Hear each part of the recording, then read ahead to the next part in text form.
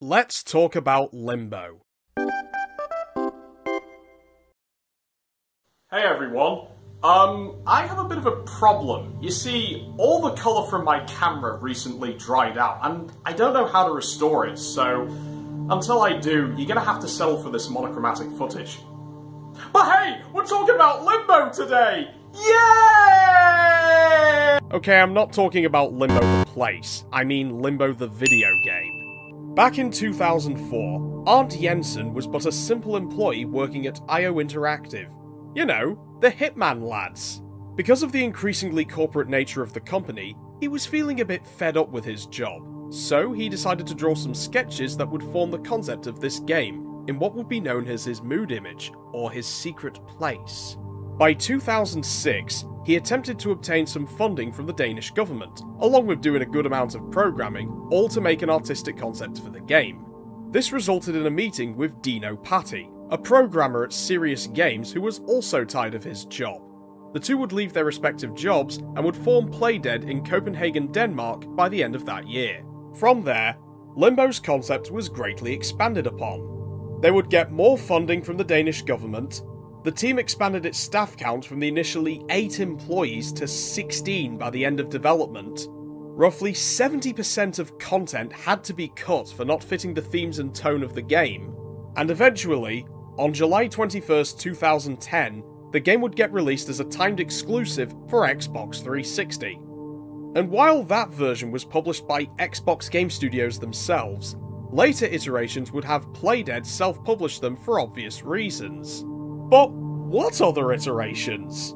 Shit, it came to PlayStation 3 and PC in 2011, PlayStation Vita and iOS in 2013, Xbox One in 2014, Android and PlayStation 4 in 2015, and finally, the Nintendo Switch in 2018, which by the by, that's the version I played for this video. As of June 2013, the game sold over 3 million copies, and it won many awards, including Excellence in Visual Art at the International Game Festival in 2010, and Best Indie Game at the Spike Video Game Awards 2010. Hell, you know the game received critical acclaim when Xbox Game Studios' big boss, Phil Spencer, said the game was our #1 Summer of Arcade game by a long stretch, upon reflection of the game's success in September 2010. But how exactly did it earn all this acclaim? Well, let's play the game and find out. We start off in a desolate, isolated wood. A little boy wakes up from his sleep, wondering what the hell is going on. Who is he? Why is he here? What's his purpose? All that and more will be possibly answered by the end of the game, because this game's story ain't telling you shit! Anyway, as he walks forward, you'll notice this game is a 2.5D side-scrolling platformer, as he can run, jump, and die. Huh. Only a minute or so in this game and my character's already dead. Off to a good start, if I do say so. The game's controls are really simple. You move with the left stick, or D-pad, jump with B, and everything else is handled with A. I'll tell you what, these controls are so simple, I could play this with a NES controller. The controls are simple enough to understand, and they flow well in the gameplay as they're responsive and fluid, if slow, as the boy is hardly an athlete. Soon we find a small boat and take a short ride across the river. The tense atmosphere, heightened by the monochrome visuals and the ambient music, really sets in stone the lonely, haunting, isolated feeling you'll go through on your travels. As the boy steps off the boat, he can't seem to find his way up top. Yeah, I should have mentioned this game is a puzzle platformer, and what you're seeing here is one of the game's first puzzles. Fortunately, this puzzle is easy, as by pulling the boat to the part of the shore where the ledge is, we can hop back onto the boat and climb it upwards. As the boy soldiered on, he came across a bit of light. "Hello? Is there anybody out there?" he called out to the wilderness. Alas, no answer. But what he did find was this game's first unique gameplay mechanic: bear traps. All you can do with them is push or pull them around and get them into whatever position is suitable. Of course, it's good for solving certain puzzles and dealing with enemies. Or it could kill you, like it did to me on multiple occasions, the bastards. Avoiding the bear traps, we oh ho ho! What have we here? A spider? Well, fuck me sideways and call me a cunt. I think we could be best friends with the spider. Maybe I should make the boy greet the spider with a nice, hearty... Mister, I don't think I like your attitude. Don't worry, folks. The boy dealt with the spider the only way he could. By using the nearby bear trap to damage its legs. The spider made its retreat up the tree, and the boy was glad that he would never deal with that again. Or at least, that's what he hoped. But then he found a cave full of cobwebs. Nope, fuck that, not going there! Unfortunately, there was no going back on that road, so the boy had to press onwards. It resulted in him getting stuck on the floor, and fuck! Not the spider again! Quickly, you gotta escape the- oh, no, never mind, it's got him. Tied up in a mass of webbing, the boy awkwardly jumped his way around, riding a boulder and dying over and over and over and over again, before finally getting the webbing off of him. Luckily, there was no way the boy would encounter... Shit! No! No! It turned out it was another human trying to kill the boy. It wasn't just the mechanical spider leg. He and his friend hurled flaming tires and fiery rocks down at the boy. Interesting food for thought popped into my head at this point. What caused the humans to become sick psychotic fucks? Could a meteor have wiped out the planet? Did a totalitarian dictatorship fuck up the world, and the humans tried to fight back but failed miserably, causing them to go insane? And why are they out for this young boy's blood? Is it survival of instinct? It's a mystery that lingered on for a good while, and while the game's story doesn't tell you much, I like this air of mystery, as it lets me ponder on the game's lore without being intrusive on my enjoyment of the game. As I pondered about this mystery, the boy managed to skillfully dodge 2 flying bear traps, climbed up a rope, and jumped onto a nearby platform with another rope coming from the top. Maybe it could let him up. Or not. Damn. Well, fuck the rope for now. We can continue on our dangerous yet fun travels. What other encounters will we find, dear viewer? Are you fucking kidding me? The spider again? Oh, never mind. Just keep running. The boy managed to escape by the skin of his teeth as the spider fell down a cliff. After avoiding a rolling boulder, we encountered 2 more humans who could be out for our blood. They run off and fuck me, the spider survived that fall! Luckily, it was on its dying leg, so the boy fumbled around on the spot for a bit, before eventually deciding to kill himself.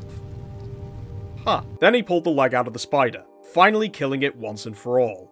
The mercy blow was when he used the body as a makeshift bridge to cross the spikes. Ew! That's rather volatile. Continuing on our travels, we are greeted with a scarecord, and a human with what looks to be a lava stuck to its head. I wonder if that'll mean anything later on. After crossing some traps, there were some humans, or should I say soldiers, who tried to kill the boy. They died by running into the traps whilst the boy ran for his life. At this point, the game's puzzles started to get tougher, which is a bad thing because it meant more time having to figure out what the fuck I was supposed to do, but also a good thing as it kept me on my toes. Let me tell you about this puzzle. There are 2 gates that you have to open via pulling down on 2 separate ropes.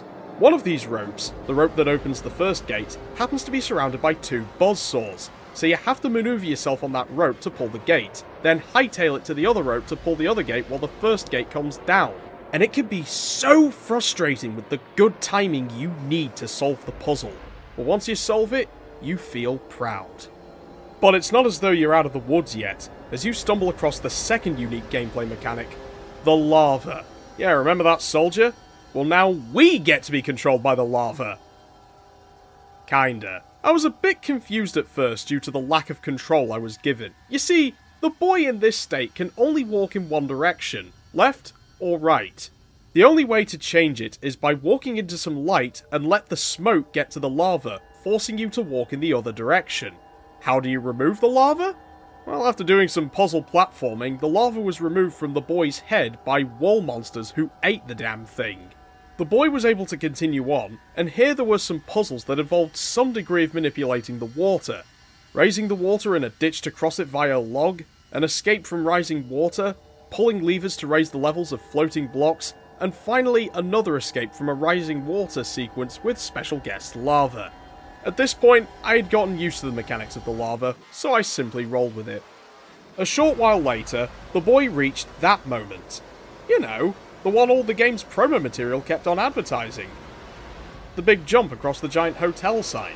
There were deaths aplenty during that run, but we made it across and jumped through a glass dome. There, the boy was greeted with another lava.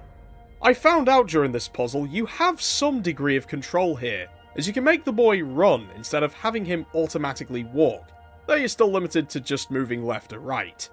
The boy passed a whole bunch of contraptions and then climbed to higher ground. After pushing the block into the buzzsaw, we then came across two, quite frankly, really annoying puzzles.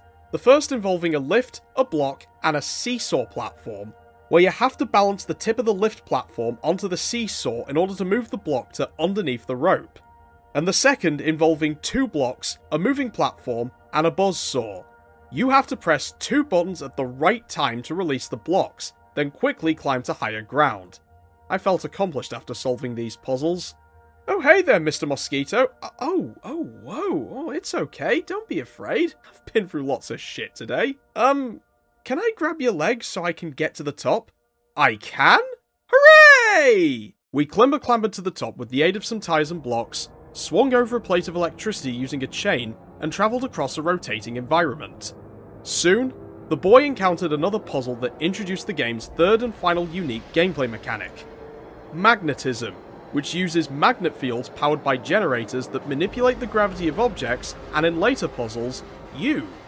One puzzle-solving moment later, and we reach what I'd consider to be the single most tense moment in the whole game. You pull a lever, and suddenly, eerie music starts playing. The environment starts to rotate, and your candy ass needs to stay on the block and swing on the chain, all the while avoiding buzzsaws and the electricity plate. This moment managed to keep my balls firmly on the edge of my seat with its tenacious tenseness and the soft yet stressful sounds urging me to survive. And once you make it through, the music becomes so calm and so serene. Whew. Good thing that boy's indestructible. And hey, our reward for surviving this perilous peril is that the plot actually comes back into focus. As the boy was searching for his sister, I assume, this whole time, fuck, it was a cock tease for another puzzle. I blame you, you little shit. Fortunately, the puzzle involved platforming across conveyor belts with giant stone block weights on them.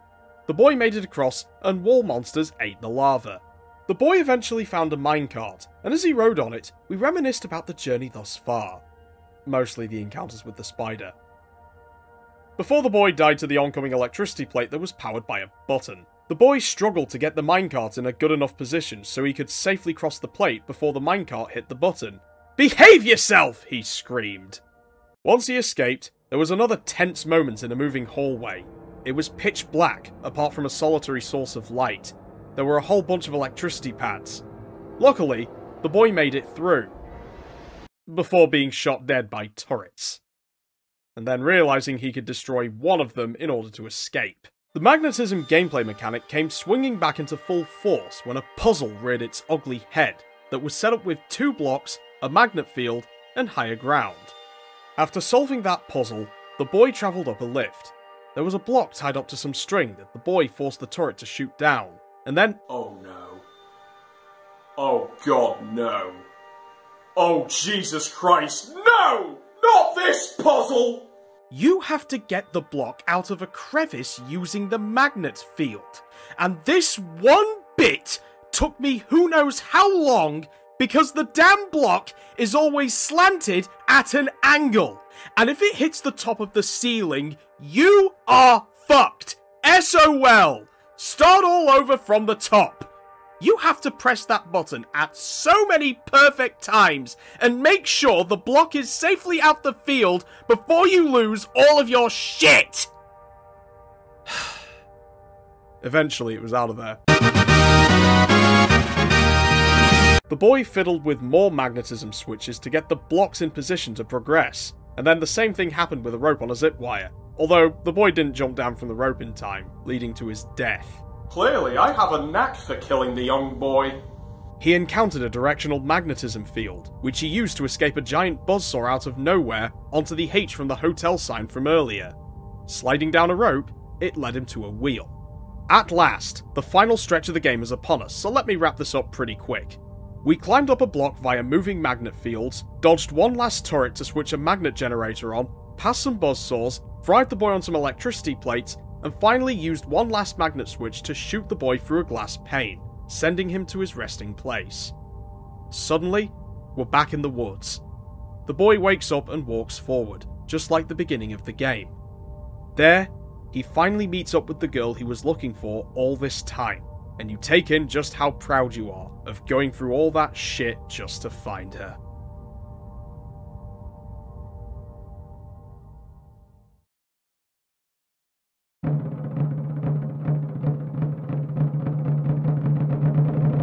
Overall, it's no wonder Limbo deserved all the praise it got. It's a unique puzzle platformer that seems simple on the outside with its simple controls and straightforward platforming. But you dig deeper, and you find a game that has puzzles that can stress you, frustrate you, keep you on your toes, but overall make you feel awesome when you solve them. And I do like the variety of puzzles on offer with the different mechanics, even if the magnets do overstay their welcome with how frustrating those puzzles get. You also get a compelling plot that doesn't have much to it, but leaves you with memorable moments, especially the tense ones, and a satisfying ending. Not to mention all the mystery that surrounds the world is intriguing, and makes you want to find out more about this fucked up world. This is all helped by a somber and ambient score, and a monochromatic visual style that still stands the test of time. And there's a decent amount of replay value here. Despite clocking in only 4 hours from my playtime, you can extend that slightly by finding all of the little eggs throughout the game. I assume it doesn't lead to anything though, except for an achievement/trophy on certain versions of the game. So, what happened to the lads at Playdead? 6 years after the release of Limbo, they would follow up with their next critically acclaimed side-scrolling platformer, Inside, which won many awards, sold well, and impressed critics and fans alike. I hear they're working on a new project though, but as I'm currently speaking right now, not much progress has been made on it. It'll be in 3D though. But hell, I've got nothing more to say, and I need to restore the colour of the... Fuck?